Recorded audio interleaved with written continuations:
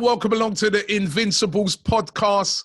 You will notice immediately that we are remote this week because a couple of our guys, unfortunately, have tested positive for the dreaded COVID. And so we've had to do it remotely today. But we got Lee. I hope you're fit and well, mate. Oh, yeah, fitting well. Still not over the weekend. The week. What a terrible week that's been, isn't it? But yeah, other than that, all good. Terrible week. As I said, a couple of my guys getting COVID. Yeah. And then on top of that, you know what I mean? An awful performance. Actually, since we did the last podcast, that was actually before the Man United one. Now, That was kind of bad and we were all sort of disappointed. But it was a close game, settled on a penalty decision, which was a penalty. Yeah. However, the one on Monday against Everton was quite a horrific defeat. Now, speaking to some of the guys, I mean, I went to the game, speaking to some of the guys at the studio, apparently there was a couple of them actually fearful for their health after the stream finished. The way you was storming around so angry is what I heard. I saw your videos. I could see that you obviously were not happy. And actually how you reacted to that is exactly how I felt as well. It was really badly. Yeah, it was really bad. Listen, I'm one of these people, get it all out there and then move on. But I found it very, very difficult. I was angry. Look, you can go on about the result and everything like that. I was just angry with everything. The reaction of the players after the defeat against Man United. I expected a reaction. I expected some sort of performance. And we just didn't even get a performance from it. It wasn't even. It was a poor game. Didn't deserve anything from it. Everton, let's face it. Obviously know a few Everton fans now. They were on their knees. If you want to go to an away game and get 3 points, that was it. They were there for the taking. It was just really turn up, put in a performance, and you beat them. And what made it even worse is that, as bad as they've been, Everton, they was kicked in the face twice by the VAR, and they still got up, dusted themselves down, and still beat us. Yeah, I think that tells you a lot about this current squad, manager, and everything about us. Worrying, very worrying. And I was very, very angry afterwards, and I feel let down all the time. I've got no enthusiasm about going on Saturday, because you know what's going to come, Rob. You know you're going to win a few games, and this is going to happen again. Funny enough, you're talking about that with the Everton thing, right? And I was saying, we did a stream yesterday, and I said to the guys on that my mate Baz, who's a big Everton fan, does Toffee TV, always very nice about Arsenal, always sometimes saying to me, on many occasions saying to me, oh, you guys are a bit too harsh on yourselves. You know what I mean? Arsenal are a good club. But he said to me, that was the worst performance he'd seen from an away team at Goodison this season. That's what he said. Now, I'm like, how can it be the worst when we had so much to gain? You know what I mean? When you look at it, right? Like you said, first of all, let's put it all together like this. First of all, let's see a reaction to the defeat against Man United. That's number one. That's what the manager would have been hoping for. Secondly, like you said, Everton on their knees at the moment, in the mud. You know what I mean? Their fans in the last game they played were calling for the manager's head, the board's head, everybody's head, right? Thirdly, at the weekend, Tottenham had won. Man United had won. West Ham had won. All the teams sort of in and around, if we're saying we're trying to go for the top four, all those teams had won. How many more incentives do you need? And for me to then turn up and put in such a flat, dead, insipid performance like that was absolutely unforgivable. We didn't start playing until they equalised. Yeah, so it went 1-1. Yeah. As soon as it went 1-1, we started playing, and then we created chances, which, by the way, there's some of the chances we missed in that game as well. I mean, the Eddie Nketiah one, which would have made it 2-1. We would have been back in front. But you're just like, why has it taken that? Why has it taken that to wake you up? I I was shocked by that performance, even though we've seen them many times down the years. I was utterly shocked when you consider how much was on the line. Yeah, and you're right. That is the problem. You know, all of those things you said, who is it down to? You know, you can look at the players, and you've got to look at the manager as well, the system, the setup and everything. Yeah. What is more as worrying as well for me, Robbie, is that how knackered we looked, how really jaded we looked. We ain't playing in Europe. You know, someone said, oh, it'd be great. I think, you know, everybody's sort of saying, oh, it'd be good to have a season out of Europe because we can get the team coach, we're going to have rests and things like that. I look at it there, we've got players can't last 90 minutes having to come off. You know, people crying out for Tierney to come back in the side. What's the point of putting in Tierney if he can only last 60 minutes? What is the point of that? You're saying the team can be, like, without Europe, surely there's more time for the team to be coached and trained on the training ground. I don't see it, Robbie. I don't see any improvement from what I'm seeing. The disappointment for me is, as you said, you didn't start playing. What we got beaten by the goal because Ben White come out 40 yards, drove the ball, lost the ball, and then got caught out, and we was caught on the counter. He never done that once until it was 1-1, until 2 minutes to go from the end. Why aren't he doing that when we're 1-0 up? And if it does go wrong, you've got time to recover from it. You know, the negativity and cautiousness of this team and under the manager is unbelievable. And also, Robbie, we're still conceding goals. I wouldn't mind it when people say we're losing our attacking cohesion and attacking policies and players and whatever. You've got players like Smith Rowe, Saka, Aubameyang even chasing back, getting back into blocks of 5 and 4. For what? We're still conceding two goals against Everton, 3 goals at Man United, 4 goals at Liverpool. It's just not working. It's just not working. And when you see that sort of performance after all what you've just said, it's a massive, massive worry for me. Massive worry. Yeah, I think, you know what, I agree with you. The style of play at the moment is really worrying me. I mean, I don't know what it is. It's negative. The players, I mean, one thing we've been used to over the years as Arsenal fans is an attacking style of football. And at the moment, we don't attack. You know what I mean? We just pass the ball around. We have a lot of possession, but there doesn't seem to be any intent in our passing.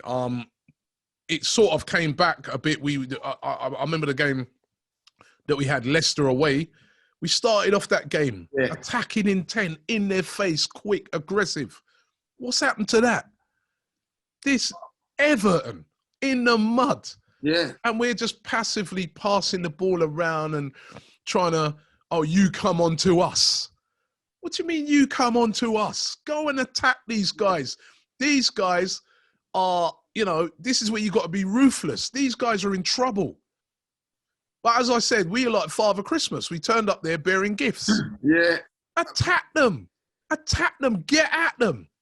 And this is what, you know, we have to start looking at the manager. And I've said this a lot of times that, you know, there's been games over the past few weeks where I've given him very high ratings.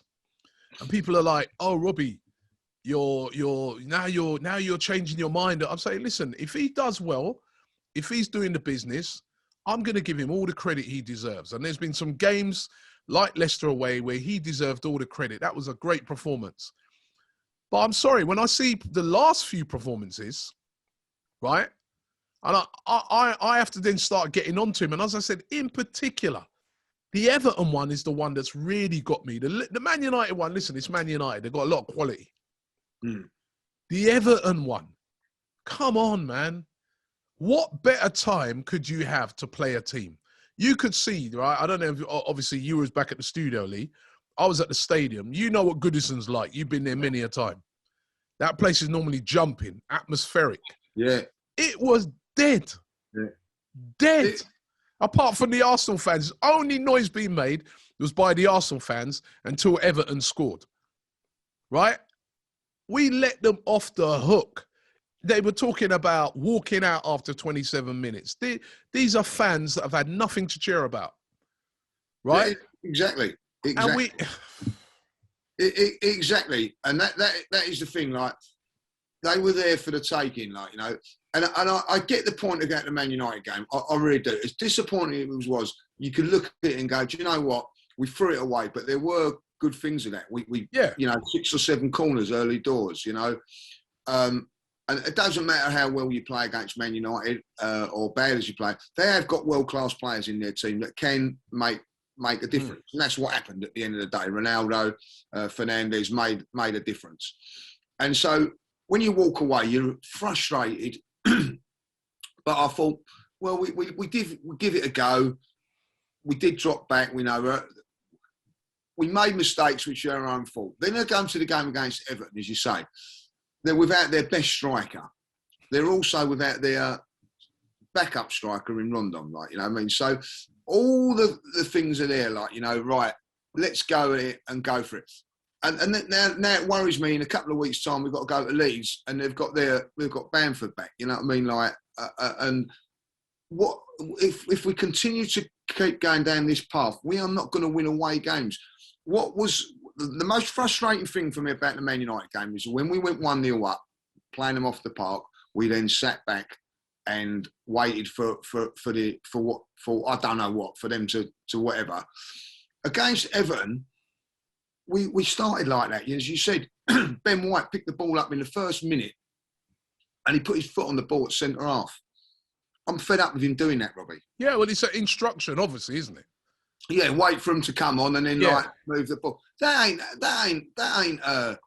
You know, if you're a manager of any ilk, you're going to just turn around and say, let him have it, let him do that, see what he wants to do. But what that within that first minute of a game, it sets a pattern of going, what are you doing?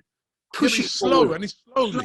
Yeah, and it's slow. It shows you like you're not really convinced that you can win this game by doing your own tactics, you know. Now I look at it and I really, this is the thing that really gets me about Mikel. When Mikel Arteta was winning games of football and we was winning, everybody that wants Mikel to do well, and I get that, and I'm not having a go at him like, Mikel, brilliant. As soon as we lose a game, it's the players' fault.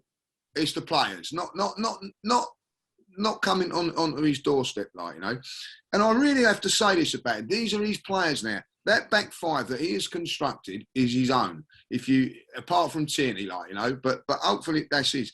So if that's your back five that you feel is going to go forward and all that, why are you protecting it with putting Saka in to protect the fullback, Smith Rowe to protect the fullback, 2 central defenders to protect the central defenders?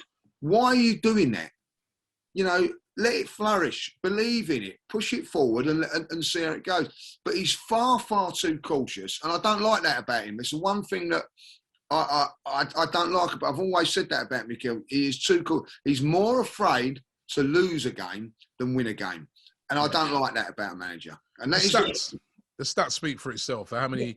Look how little we create in comparison to all the other teams in the Premier League. We create very little, and we've got a lot of attacking players, despite the fact that, I know some of them ain't on form and stuff like that, but I never saw any balls sort of being played up or with any intent to say a Lacazette in that game.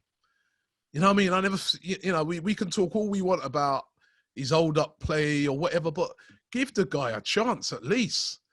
You know what I mean? I never saw nothing being, and as I said, it was so slow. And like you said, that little tactic that we got of holding the ball and waiting. I was watching a game last night, Bayern Munich against Barcelona, yeah? Right? They didn't even need to win the game, Bayern. They've already qualified. The ruthlessness of which they played with, the speed, the way they moved the ball. There weren't even fans in the stadium. I didn't see them getting the ball and holding onto it. Yeah, come and get us. They're like Barcelona. We know that you guys are in problems right now, and we're putting you to the sword. That's how we should have been playing on Monday. Yeah, ruthless. And they didn't even have anything to lose, Bayern, because they're already qualified. Yeah. And they still said, you know what? It was obvious that they said, you know what? We're going for their neck. They had no sympathy for Barcelona whatsoever. But yet still us, who had so much to play for in that game, negative football. And then we got to talk about some of the decisions. I couldn't believe when I saw Eddie Nketiah coming on. Now, I know that after the game, he was talking about how many chances Eddie created. And he did create a chance for Aubameyang at the end. Aubameyang again, awful form of this guy. How he puts that wide, I don't know. But the chance that fell to Eddie, where he's about a yard out and heads it against the post. He's got to score that. If you make the big decision to bring him on in front of, say, a Pepe, then he has to deliver, and he didn't. Yeah. And you know, listen, fine margins, isn't it? If it goes in, you know, Mikel is like a hero. Oh, what a good move it was, and everything like that. But it didn't, and that was Eddie's Arsenal career right there. Not clinical. Right there at that moment. If he scores that goal, I think he would have probably been in the starting lineup against Southampton, and who knows. But now, you know, that's it. It gone. And you can blame Eddie as much as you like for it, but at the end of the day, I thought he'd done okay when he came on. But ultimately, the manager has brought him on in front. You know, what's Pepe thinking at this moment in time? You know, so yeah, people I want to leave. Yeah, I want to leave. I'll have an argument with Pepe. People will say, well, Pepe should be in the team. So my argument is, right, okay, so who are you going to drop then? Saka? Or are you going to drop Smith Rowe? Because they've been the two players that have been there. And then Martinelli's come in. So you're not going to do that. But when you're bringing on a player that's been playing up front into a wide position, you've got an argument. And the other case scenario is it, Robbie? And I've said it and I'll say it again. Eddie played really well against Leeds, scored a goal in that League Cup game. The next game, he was not even in the squad. Wasn't even in the squad, hasn't been in the squad. He then goes and tells Mikel, I'm not signing a new contract, that's it. Like, he's got minutes. It's not right. You know, it's the club's not being managed properly on and off the field, as far as I'm concerned. And it all starts with the manager. You know, why can't he get a tune out of Pepe? Why? Why can't he get a tune out of Aubameyang? Tell me the role. And Partey, another one. Like, you know, don't get me started on him at the moment. Like, you know, I'll define. I put it in the comments. If that, please tell me what was Lacazette's role on that game on Monday night. I don't know. I don't know what it was. 4 times the ball whisked through from good crosses in the which went across for Tierney in the second half over a 6-yard box. I looked back at it because I've watched the game back. Lacazette's on the 18-yard box. He's not even, you know, he's supposed to be our point of attack. I don't understand what his role was. And how poor was Lacazette in that game? So when you look at it, how poor has Aubameyang been in that position? So is it the player or is it the system that's not helping the player? I've been saying for a while, Lee, listen, don't get me wrong, they have been poor. Yeah. Right? They've been poor, right? Because it's proven at the end of that game, that chance that Aubameyang missed, he's got a score. An on-form Aubameyang, that's meat and drink, that's gone, right? But I certainly have said this before, and I'll say it again. We do not create enough chances for our strikers. No, I agree. So they'll get like 1 chance a game. And if they don't take it, we're on their case, right? Strikers need 3-4 chances a game. It's not an easy thing to score goals, right? So you need to create things for them. And we've got enough players in that team. When I look throughout that team now, I think to myself, there's a real lack of excuses now for Mikel Arteta. You can't turn around to me and say that team's no good. There's some good players in that team, but they're not performing. And if they're not performing, we have to look at the manager, right? Because you selected them and you need to get the best out of them. Thomas Partey, awful at the moment. At the start of the season, I was thinking, wow, this is good. He was playing all right. He's been awful at the moment. Aubameyang, awful at the moment. Lacazette, past few games. You know what I mean? And just, as I said, I just go back to the style. I'm not liking the style at the moment. I just like, it's very, very, very worrying. And, you know, top 4 now, I just look at it and I think, a few weeks ago, I was like, I was watching back the show that we did last week, and you know, quite rightly said, we beat Man United and get a positive result against Everton, we could be right in it. Yeah. If we'd have won those two, we're serious. We win those last two, we're right in it. I mean, serious contenders for top 4. And now it's just been a complete reality check. And everyone's going to say, well, we're just not good enough. But hold on. I look at that West Ham team. Are they really 100%. player for player better for us? No, they're not. I think there's a lot of players they've got that, I'd love to have in our team, like a Declan Rice. But when I look throughout their team, there'd probably be a few players I'd take. Yeah, it's quite an even match, I'd say.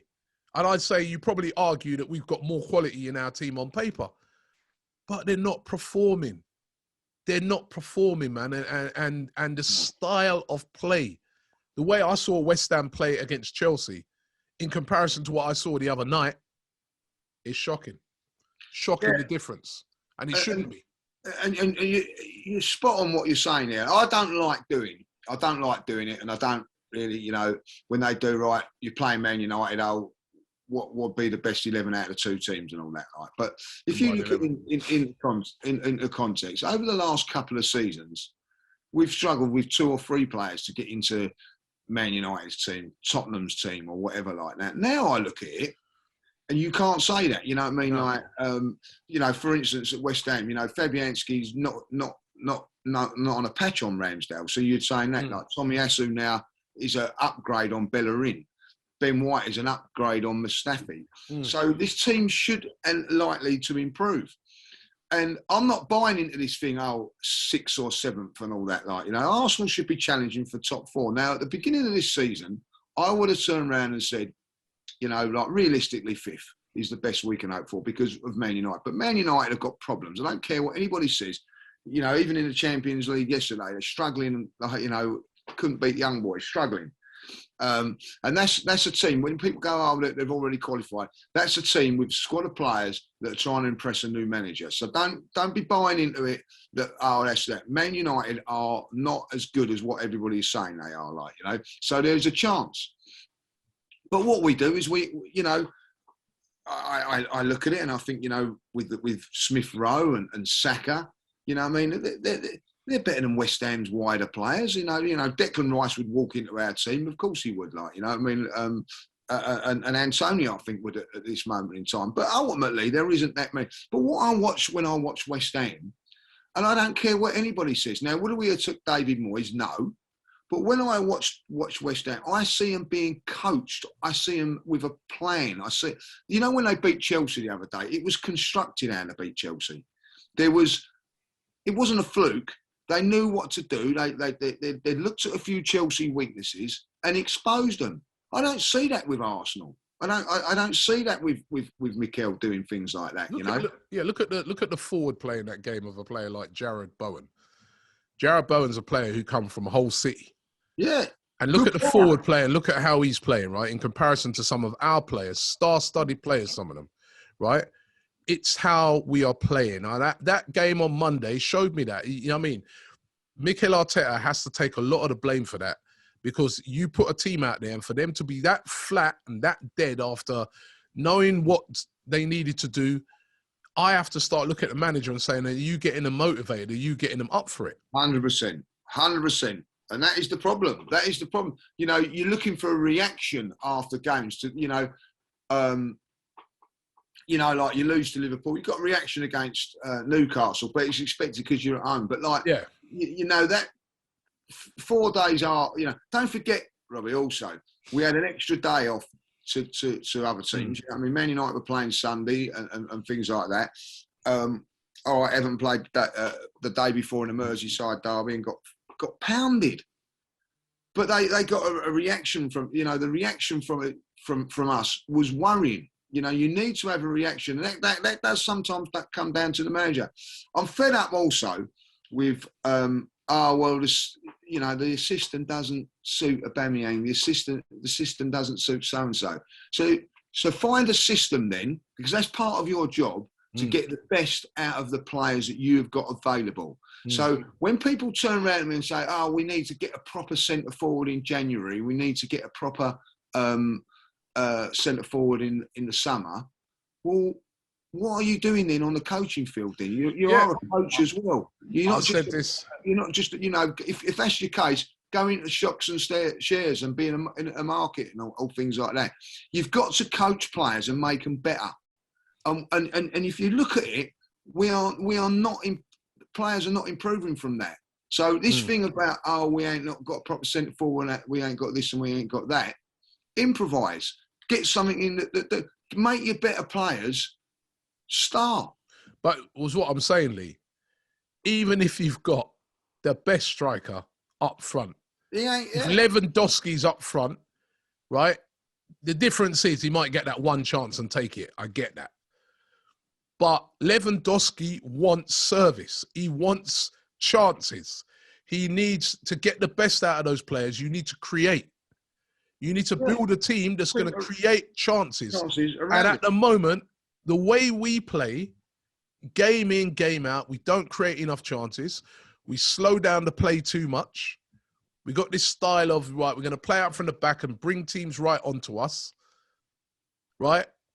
How about us going out in some games and taking it to teams? And that was the perfect opportunity at the weekend. And I think, you know, on Monday. And I think at the weekend, going into the game against Southampton, the next 3 games, I think, for Mikel Arteta are big games. Southampton at home, West Ham at home, Leeds away. I think he has to win all 3. Yeah, he does. He does. But do you think he will? I don't think that he will. I'm not confident. No. Even that Southampton game won't be an easy game. No. Southampton are a team, they'll come. They won't just sit back. They'll have a go at Arsenal. Right? They will have a go at Arsenal. West Ham, at this moment in time, let's be real, they're better than us. Yeah. Right? So unless we step our game up, we won't get nothing out of that. And they won't come to the Emirates with any fear. And then, of course, you know, Leeds away, like you said, Bamford's back, Rafinha's back. It's not like the Leeds that played Tottenham the other day. The big guns are back. And we've seen what we've been like away this season. Yeah. We've been awful. We'll write them off. Listen, I wouldn't be surprised if we get another 1 point from these 3 games. I wouldn't be surprised. You know, if he gets 1 point from these 3 games, I wouldn't be surprised. We were discussing this yesterday. We did a stream, Lee, right? And we were talking about the process. And I raised this question, and I don't know if you know the answer to it. What's the end date of the process? I want to know, because I don't know. That's what I asked yesterday. So what, normally if you say to somebody, right, I want you to trust this process that I put in place, you set a target. So my target is to win the league or to challenge for the league in the next 3 seasons. And then in that time, trust the process. We're going to do it in a different way. We're going to bring in young players. We're going to do blah, blah, blah, blah, blah. But all I'm hearing is trust the process. I'm not hearing what's the end date. Yeah. What's the pathway? What process? So I need answers for that. I don't know about you. Yeah. Because at the moment, I'm finding it difficult to trust anything, you know, because, you know, at the moment, this board, they're about as trustworthy as Boris Johnson. Yeah. You know what I mean? I can't trust anything at the moment. I want to hear some end dates for I want more specifics on this process. I want to get behind the manager. I know you was very angry the other night, and many others were. I certainly wouldn't be sacking him. I'd be looking at it and I'd be giving him till the end of the season. But my target, I'd be setting him clear targets, which I would have said at the start of this season, the minimum I expect is the top 6. However, to how this season's been playing out, I want to see Arsenal. I'd call him Mikel in and I'd say, I want to see you challenging for that top 4 spot this season because it's up for grabs. And if he doesn't achieve that, then we have to change. Yeah, I see what you're saying. Listen, everybody's angry after the game, and when you lose a game of football, you attack. I do anyway. Like, you know, I mean, I blame the players, I blame the manager. When you sit back and assess it, you have to you're a little bit more different a couple of days later. But for me, what you've got is people turning around and saying, like, I'll give him another 5 games. But I look at it, 15 games gone, 7 wins, 6 losses. And that's the problem. What, you're going to give him another 5 games, and then after that, another 5 games, and another 5 games, and whatever. And that is my problem with it at the moment. Like, I look at the first 15 games, and the point for me is, after 15 games, you really know where you're going to be in the league. That's how you've basically played most of the teams now. So that tells you what you are. We're still 7th in the league. Nothing's improving. I look at last season, Rob. This time last season, we was on our knees last season with this manager. We was, but we, he turned it around. He give it the fight, won a few games. Then if you look back at it, lost to Villarreal, lost a few games, brings in his new players. It's still the same. And I don't trust, when you say trust the process, I don't trust the process no more. When does it end? It's never going to end, because it's very clever saying a process, isn't it? Because a process never ends. That's what I'm saying. I mean, if you're going to tell me about a process and you want me to trust it, I need to know the specifics. I need to know, as I said, what is the end date? How long does this process last? Is it 10 years, 5, 3? What is it? Because if you set a process and you say, right, I expect to win the league within the next 5 years, and you can clearly see that under this manager, that's not going to happen, then you need to make adjustments to that process. At the moment, I'm finding it very difficult to trust it, because, like you said, it's like I think someone's described it as before as like a roundabout. You seem to be turning a corner and then you're back again, and you're round a corner, then that's what seemed to be happening. And personally, I will judge him at the end of the season. I don't think at the moment, I couldn't even see if he sacked him. What manager would you get in right now? Whoever comes in next has to be the right appointment. It has to be. But at the moment, it's not convincing. It's not convincing. I don't think he's an awful manager, but I'm just thinking to myself, is he going to be the one to get us back to where we want to be? Robbie, and if that's the case, how long is the process of waiting? As you rightly said there, he might be a good coach, but he's not the coach for Arsenal. He's not going to be. I'll tell you that now, right? As much as I've wanted it to work for him, and I get everybody wanting to get behind him and everything like that, it is not going to work. Are we going to get into top 4 this season? Not under this manager. Are we ever going to win the league under this manager? No. Are we going to win it under another manager? I don't know. But at this moment in time, the way things are going, we are a mid-table team with a set of players that are a lot better than that. I don't care what anybody says. I don't. Yeah. Aubameyang, right, is at this moment in time the biggest down on a player other than Harry Kane. Them 2 players have just dropped so much. It's unreal. One of them has dropped for obvious reasons. He don't want to be there no more. The other one has signed a new contract and getting loads of money. And it's got nothing to do with the contract, why he's not doing it. There's something not right in that way. Why has Aubameyang gone off the scale so much? Now, with Harry Kane, I can understand it because of what's gone on. So I can say, well, it ain't the manager's fault, you know what I mean? I don't want to be there. What is the reasons for this with Aubameyang? Because he is a shadow of the player he was, Robbie. An absolute shadow. If we'd have signed him this season, right, he'd be worse than Willian. You know what I mean? We'd be criticising him left, right and centre. The reason that people, like Laurie, your brother, very, very supportive and all that. I get that because what he's done for us in the past. He's been absolutely fantastic. What is wrong with him? And who is that down to? And I think it's laziness from fans to just turn around and say, oh, it's the contracts. You know what I mean? They'd rather blame a contract that he signed than looking at the manager or anything from that. I want to know what's gone wrong with him. If it is an age thing, it is that, then all right, maybe it is. He's lost his legs now. So why are you making him run? Doesn't look like he's lost his legs, though, does he? That's what I'm saying. So why make him run 40, 50 yards? I just think with him, listen, regardless, we don't create enough, but even when we've created, he's not been sharp enough. I don't know what's wrong with him. But all I know for the forward players in Arsenal's team right now, you almost feel a bit sorry for them. You know, they're not getting no. Where's the service to them? Because you create things for them, like what happened in the last game when, you know, brilliant by Tomiyasu creates that chance. Not even an open chance. A kind of half stroke 3/4 chance for Martinelli. He puts it away. Yeah. Create chances for these guys. Create 4, 5, 6 chances for these guys. And they will. They have got the qualities to do. But when you're not creating anything, you know. I'll tell you what, that's a great point that you make there. Martinelli's been really, really lively, been one of our best players. He got the goal against Newcastle. He had a chance against Man United. What other chances has he had? No, nothing. The other night, he's having to try and do everything himself. You know, everything. You know, you watched the game the other night, Everton. I thought he was one of the few players who could hold his head up. But he had to be trying to do it all himself. Yeah.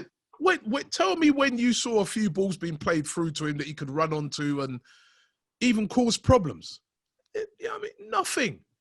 And this whole slow business from the back is slow. Nah, let's have a pattern of play. When do you see us? When do you see our midfield players sort of breaking the lines and things like that? Don't do that. Don't. 100% we don't. And when you know, because it's so slow. So by the time they get the ball, and they slow it down as well. By the time they go to play it, the teams are back in you know, Rafa Benitez, that's one of the things he's known for. You've got everybody back in a structure. You can't break it down. You've got to move the ball quick. Yeah. You've got to play with a bit of aggression. Where was that on Monday night? It was simply shocking. Eye-opening. And I think Mikel Arteta, if you're going to restore the faith back in the fans, he needs to have... I don't think it's just... I think he needs to win the next 3 games.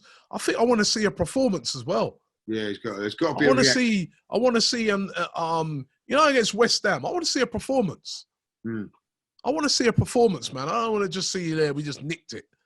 Time to start seeing some performances from this team and from Mikel Arteta's teams. Because at the moment, for somebody who was under Guardiola, you're like, I've not really seen no Guardiola-style football. No, and that's just a great point. The other thing is, we're not being, you know, you're not being entertained either. No. The majority of the games have been quite dull and boring, but you've accepted them because we've won games. So you think like, and it's like, oh, well, it was more important to. We're kidding ourselves, aren't we? Really? Like, yeah. I've said it a few times on fan cam. It's more important we get the result. More important we get the result. I actually said against Everton, it was more important that we get the result than the performance. But basically, because you know you're not going to get the performance, so you're hoping for the result. You know, the performances have not been great. I look at things like the Man United game, just as we bring out, Martinelli went through with about 20 minutes to go. He ran 50 yards and he only had Aubameyang to go with. When I look at Everton the other night, when they sprung us on the counter-attack, when Wobie had the chance, they got 4 options. 4 options. We've got 1. Flood the box, right? That's another reason. That's another thing. Great point, Lee. You see other teams, right? If the classic ones are like Liverpool, City, you see them. They flood the box. Even United, when they're in full flow, once they're on the attack, they'll flood the box. Sometimes you see 4 players in there. That's when you're going to get a shout. We'll get the ball forward. It's just 2 guys there. Like you said the other night, Tierney a couple of times put this wicked delivery in. There's no one there. No one in the box. No one in the box. That's got to come. If it's in a one-off game, you think, well, the players. But if it's game after game after game, brilliant point. Then got to start looking at it and say, nah, that's instructions. Yeah, that's a brilliant point. That is a brilliant point. And the other thing you can't put it down to, Robbie, is tiredness or that one game a week they're having. So, you know, these players should be able to get up and down the field and all that. Like, tiredness. There's no tiredness. There's no excuses. No tiredness. We're not even suffering this badly from injuries this season. No. You know what I mean? We're not suffering, even, the other night, Xhaka's back. We're kind of injury-free, touch wood at the moment. The only person who was out was Smith Rowe. So I'm just looking on it and I'm saying, we've got to start creating more. He's got to start making these players be freer. You know, and it's showing. And this And weekend, Lee, Southampton at home is a must-win. I think if we were to lose that game, there'd be a lot of discontent around. it's a must-win game. And I'll tell you what's going to be more, it's just as important as the game, is that lineup when it comes out. Because if Smith Rowe's available, who's he going to leave out? You know, because he better not be leaving Martinelli out. Well, I'll tell you that now. No. You know, I know that he got cramp on Monday night, but you know he's had 2 games in 4 days. But ultimately, the reason he's got cramp is because he's not had enough football, in my opinion. But so you know, he's got to start, 100% got to start. But who would you know, Smith Rowe, if he's fit's got to come back in. So who are you going to leave out? Well, you know, at the moment in time, is if we don't play with a certain style, it doesn't matter. That's how I'm looking on it. You know, I even see us getting linked to all these players, Wijnaldum on loan in January, Renato Sanchez. It makes no difference if we're going to play this style of football. We've got to change how we play. The football's got to, you know what I mean? He's got to change it up now. He needs to stop being so fearful and having a go. And that up Monday was criminal because never are you going to have a better chance going away to a team to really have a go at them than what we had the other night. And I think he blew it. He absolutely blew it. Absolutely. And the other thing is, Robbie, you talk about a process and everything. Now, we're 15 games into the season. He doesn't know what his best team is. You know what I mean? Like one week he plays El Nini against Man United, and then he's bringing Xhaka back after months of thing there. Lokonga, Maitland-Niles, man of the match performance against Newcastle's not kicked a ball since. Yeah. There's too many question marks over everything about him at this moment in time, and it's not me having a go. I've wanted it. I've been slagged off for you know, like saying about the free hit thing. You know, that's trying to give him a bit of you know, we know we shouldn't be doing that really, but ultimately you're trying to make excuses to keep him to get. But ultimately, I'm run out of excuses for him now. Like, you know what I mean? Yeah. That was the final straw for me on Monday. Not just the result, is the way that we went about it, the way we played the game, the setup, the team tactics. I'm worried. It's like a scattergun, isn't it? Like, you know what I mean? There's no constructiveness to it. Like, oh, I'll chuck him in, it might work. Yeah, you know, it's signs of desperation in my book now. Like, and signs of desperation, Robbie, from a manager that really isn't under any pressure. Yeah, well, and it comes back to what I'm saying when I talk about the process. What's the end date of it? Because he doesn't seem to be under any pressure. To me, he should be under pressure now. It should be like the pressure. I'm not saying knee jerk, you know, next few games, but I'm saying, Mikel, this season, this is what we want. If not, it doesn't seem like it's under that type of pressure. And that's it. And I don't think, listen, you know, if you're saying the minimum of top six, you know, at the end of the season, then come out and say it, because I don't think that Arsenal Football Club, if you're saying, like, you know, the worst scenario you can get is 6. If you get if you get 7th, you're going to get sacked. I don't think that's a bad thing for a manager of Arsenal Football Club to say. You've got and all that. Like, yeah, exactly. That's generous. And I look at it now and I think, like, you know, Tottenham, we was 5 points in front of Spurs when Conte took over. If Spurs win their game in hand, they're 5 points in front of us. So in the time that Conte's been here, it's a 10-point swing. You know what I mean? Like that is not, you know. And he hasn't even been pulling up trees yet. Let's be real. No. He hasn't even been pulling up trees yet, and they've gone above us. As I said, and the other thing that's worrying for me, Lee, is what I see with this Arsenal team on a regular is that soon as the pressure is on, and expectation is risen. And this is another reason why I think they don't want to talk about the end date of the process and that, because as soon as that expectation is risen, that's when we falter.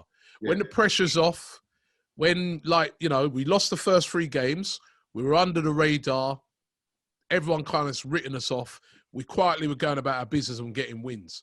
As soon as people started to look at it and say, well, hold on a minute, hey, let's have a look at Arsenal. You know what? Yeah. 2 points off the top 4. If they can go and get a win at United, or even a draw and a win at Everton, yeah, we might have to start talking about Arsenal as top 4 candidates. As soon as that pressure came, fell apart. Yeah, and fell apart.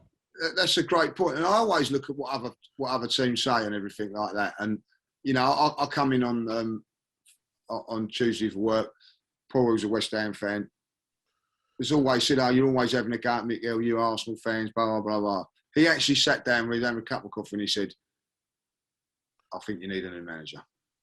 Yeah. When other teams are saying that, you know, like a Spurs fan come in, you know what I mean? Oh, Mikel's doing a great job. You know what I mean? When they start saying that, you know what, you know, it's true, isn't it? Like, you know what I mean? Did we? I'm gutted when Nuno left Spurs. You know what I mean? Like at the end of the day, and I'm gutted that Ollie's left Manchester United. Why?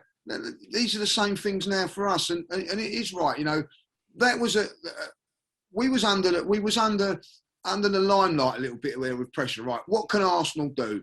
This could push us into the top four or get us close to the top floor. Capitulated on and off the field with decisions making and everything like that. And I agree with you. Like, you know, once the pressure's on this football club, we melt.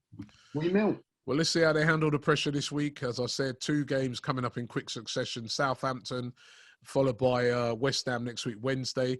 Predictions times. Lee, let's get into those.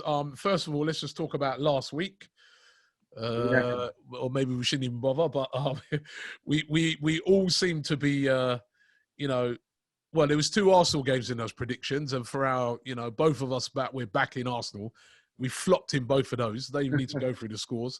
Then there was a West Ham Chelsea. You went for a 1-1, actually. Yeah, I felt that West Ham would do something. Yeah, I went 2-1 Chelsea, of course, West Ham winning that game. And Wolves versus Liverpool. You said 3-0 Liverpool. I said 2-1. I said it'd be a close game. It was actually 1-0. Yeah, it was close. So level after this week. That was the first week. You're winning, of course, 2-0 at the moment. I really think this month. Right, let's get into it. Arsenal versus Southampton. Who are you going to go first, me this time or you? Go on, go ahead. Let me write them down. I think it's going to be an awful game. I really do. I think it's going to be like a bit like what it was like the Norwich game and things like that. And I'm just going to go. I just think that because we're at home, and the only reason that I'm saying it, if we was at home, I'd be putting down a Southampton win. I really would. If we was away, you mean? Yeah, if we was away, yeah. If we was away, I would be putting down. You know, that's how I am at the moment. Like, you know, but I think we nick it 1-0. 1-0. I think we'll nick it 2-0. 2-0. I don't know why. I kind of feeling like you, man. It's just like, it's depressing, man. Yeah. Depressing. Manchester City versus Wolves. So you go first. Yeah.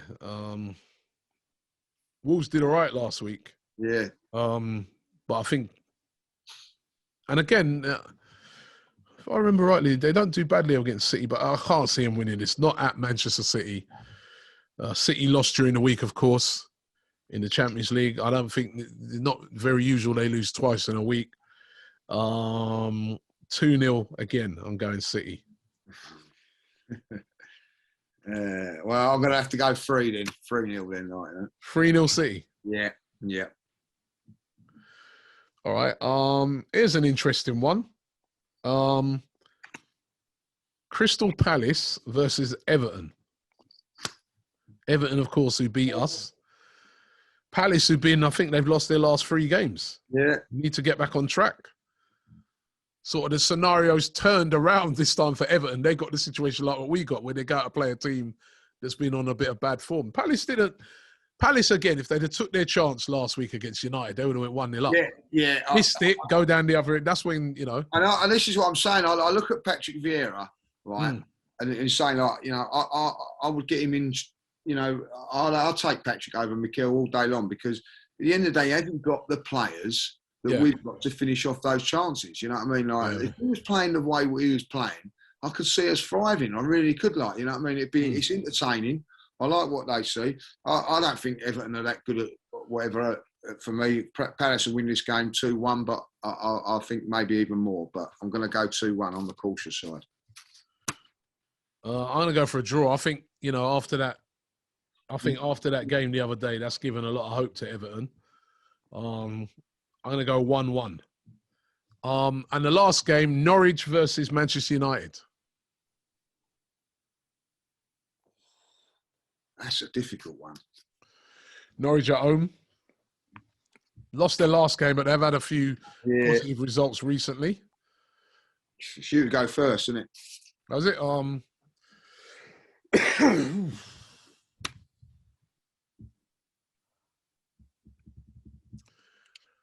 Yeah, lost 3-0 at Tottenham, though. United. 3-1. 3-1 United. 3-1. I'm going to go 2-1 United. 2-1. Yeah. Now, see, there's a difference, isn't it? Like, when we play them in a couple of weeks, I'll probably say the way things are at the minute, the best we can hope for is a draw. But we're playing Man United. That's it, man. Hoping for a draw against bloody Norwich. That's where we are at the moment. Listen. We are at the moment, like, you know what I mean? So it's not good, you know what I mean? So, oh, boy. Well, Lee, thanks very much, mate. No worries. Hopefully we'll be back in the studio COVID-free, in a COVID-free environment next week. Get well soon to my guys. Yeah, I wish them all well. Yeah, let's hope for a win this week. I mean, we certainly need it to lift the doom and gloom of the last couple of games. Arsenal really need a lot of pressure now. Pressure is on Mikel Arteta. Excuses are running out. Yeah. Win essential this week. Guys, don't forget you can download this podcast on all the normal formats. Don't forget to subscribe as well here to AFTV, and we'll see you again next week.